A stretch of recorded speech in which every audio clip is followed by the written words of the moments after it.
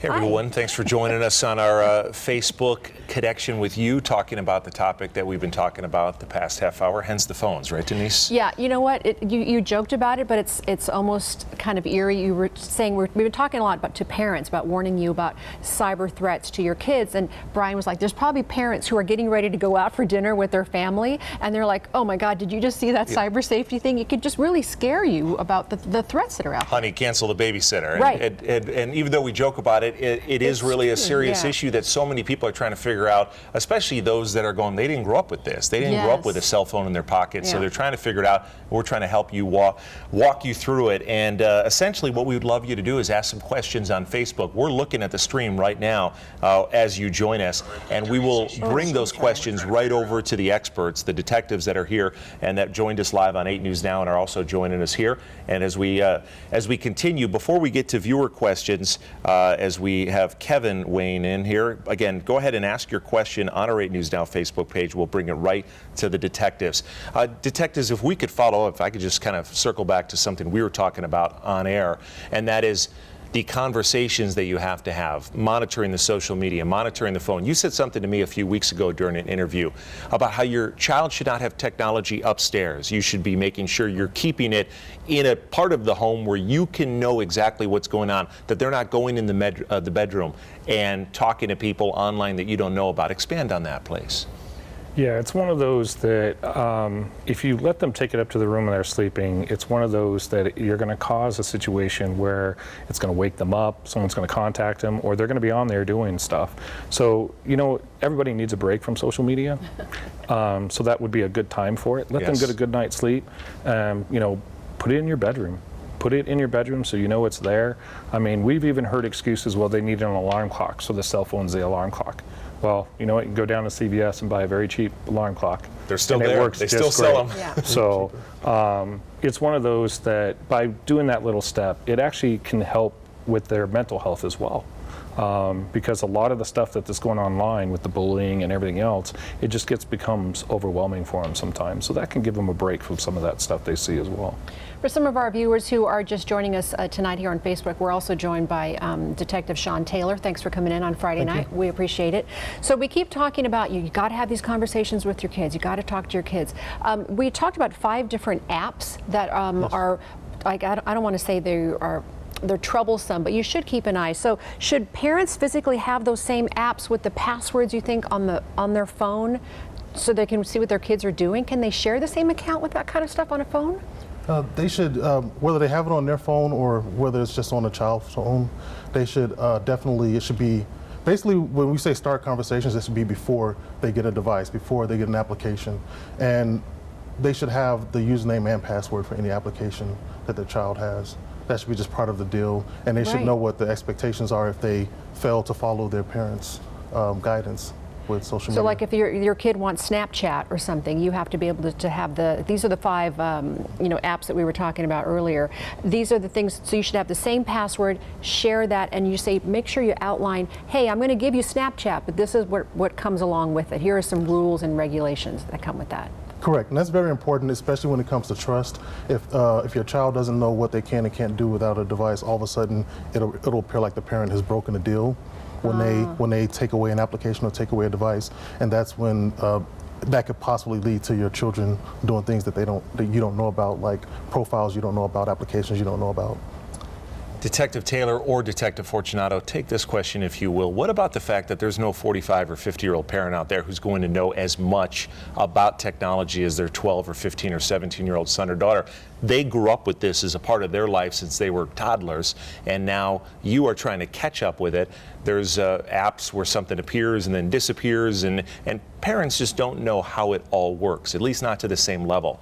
How do you keep up with the technologically savvy youngsters that you're raising to make sure that you're somewhere in the game? Some bad news on that one. You can't completely keep up. Sure.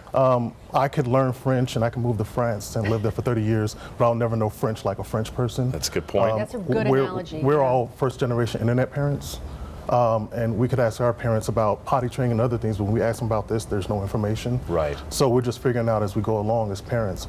I would try to use the applications themselves, the application companies, to educate myself.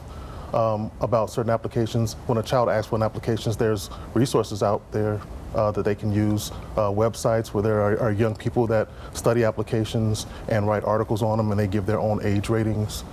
There's also a URL or a resource that's out there that where the parents and the child who uses apps and they work together will create an article or writing themselves explaining about the apps and the different types of things you can do with the app, and it'll help educate a parent who doesn't know about it. The parents kind of got to study it like they're cramming for an exam. Go, Yep. okay, let me try and keep up with what they're up to. Yep.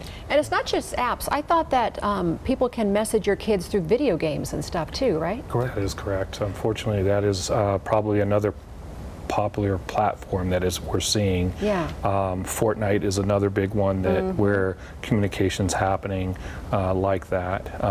Because you're not identified, you're just like player 3, player 6, so you have no idea who that other person is or even where they live. Yeah. And they'll have different usernames and stuff like that on some of those platforms and stuff. But yeah, they're communicating with each other through those game apps as well. So you talked about earlier about your kids being manipulated and groomed. What is that? What kind of conversation is that? How are they manipulating and grooming them?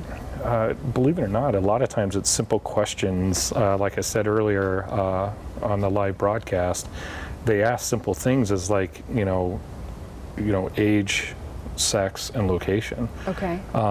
What a lot of parents don't realize, and something I've even had to learn when I came to this unit, was realizing that this is their outlet. This is how kids communicate today. And the days of going to the park and hanging out with your friends are kind of gone. Yeah. I mean, we joke about how sometimes when you go in a room and there's 5 kids sitting on a couch and it's all quiet, and you're like, why are they so quiet? They're actually talking to each other, and they're talking to other people and their friends, but they're actually going back and forth and talking. But they're sitting right next to each other. Yes. By the way, if anybody can explain that to me, why that happens, I've experienced that before, where they're texting each other and you go, but all you have to do is say it right to them. Because they're sitting right there. It'll be faster. Well, obviously, sometimes what we see in joking, you'll see where kids will joke with each other and they'll make comments. So, like, they'll say something jokingly about somebody. They'll like, hey, look at his pants, they're really sagging. And, they'll say stuff that's funny, and they don't want to say that out loud. So it's just kind of funny to see some of that and how the kids interact with each other. Detective Taylor, we were talking earlier about, keeping an eye on those apps and stuff, but it's so easy for kids to be like, oh, I'm doing homework, and then they quickly change, the screen to something that looks very innocent. So what are some of the things that parents should be doing without being like hovering parents? Do you know what I mean? Yeah. One of the things they should do is have a deal beforehand that if you change the screen or try to hide something from me, I can take a look at that device. And a lot of times it's something completely appropriate. But sometimes it's not. And that goes back to the monitoring. And monitoring when they're asleep is a great thing to have the devices charged in your residence or in your bedroom. However, monitoring when they're awake in the kitchen, living room, dining room, they can't take them to the bathroom. They can't take them to their bedroom when everyone's wide awake. Yeah. Is also a good way to make sure that you're aware of what they're doing on their devices. Another question for you, and a reminder to viewers, weigh in with your questions. We'll bring them right to the detectives. Anything that's on your mind, we're live right now on 8 News Now Facebook, and just pop your question in. As soon as we see it, we'll ask the detectives. But talk about the permanency of one mistake. For example, if somebody takes a picture partially clothed or something like that, and it's online, or for example, it's sent to a partner, and then the relationship goes sour, and now that person's putting it online. That one mistake, that one photo, that one decision, the permanency of it, it's forever, correct? That is correct. Even though I said that there are ways to try to get it removed, what we see in our line of work and what people will see in everyday lives is social media becomes like a wildfire. When big events start happening, it's amazing how quickly social media takes it compared to, the news in general. It is becoming the platform that's out there, and what's happening and what we see a lot of is those relationships where they go south, and it's like, okay, I'm going to get back at you, so I'm going to send it to this friend, and I'm going to send it to that friend, and now those people are sending it out, and every one of them don't realize that they're truly committing a crime, one, and then two, it's just like you were saying, the reputation, the bullying, and everything else. There's that emotional side to it as well, but what they don't realize is those platforms that have it out there and they're being traded, they're out there forever. And we've seen cases where We have series that have been identified when kids are in their, 8, 9, and early teens, and now they're in their 20s and 30s, and that stuff's popping up. Yeah. And they're like, oh my God, what do I do? I'm being re-victimized for something that happened to me 10 years ago. Or they're applying for a job or things like that, and that stuff comes back to haunt them. Yes. That's tough. Yeah, that's the thing. So I don't know that kids think about that, the long-term effect of what you're doing right now could really affect that dream job you so want to land when they're looking at all your social media accounts the night before you come in for an interview. Yeah. It's hard to almost impart to someone who's grown up with such technology the level that it could affect them in a negative way. Yes. So by the time a parent calls you or comes to your department for a complaint, is it too late? Is there still some things that they can do to kind of reverse any bad habits and that sort of thing? Because maybe they don't know all the tricks of the trade like you guys do to make sure that stuff doesn't happen. It's never too late. Never too late, right? It's never too late to come to us. And it's also, you should also come to us when your child avoids a problem. Just because your child was brave enough to come to you, or just because you as a parent were monitoring well enough to stop it, the criminal doesn't stop. They're going to find other children. So it's never too late, and it's never, there's never a time when you shouldn't come to us if you know a crime possibly occurred. And you shouldn't be embarrassed. Absolutely. You shouldn't feel like you failed, or like, oh, I didn't do my job. But you shouldn't be embarrassed to ask for help. Yeah, that's actually a big problem for us, to get parents motivated for the future when they're beating themselves up. And they shouldn't beat themselves up. It's not the parent's fault. It's not the child's fault. It's usually the fault of the person that's online that are going after our children.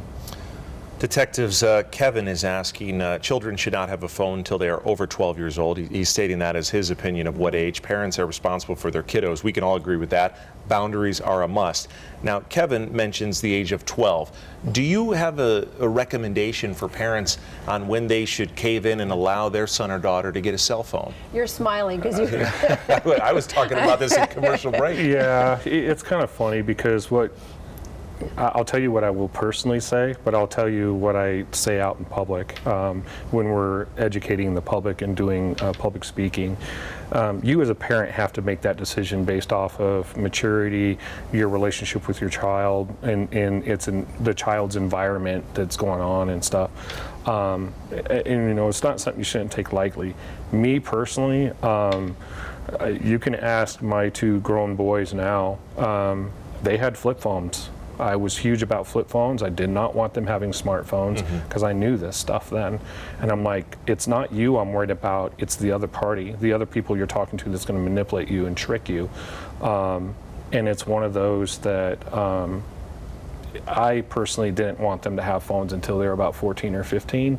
And even still then, it was one of those that I sat down and had those conversations with them and said, look, I'm going to monitor it. It's going to be placed down in my office at 8:30, period. No dinner table cell phones. They're put away. We're going to have conversation and talk about our days and, see how everything's going with everybody. Same thing about not letting them take them to the bathroom, all that kind of stuff.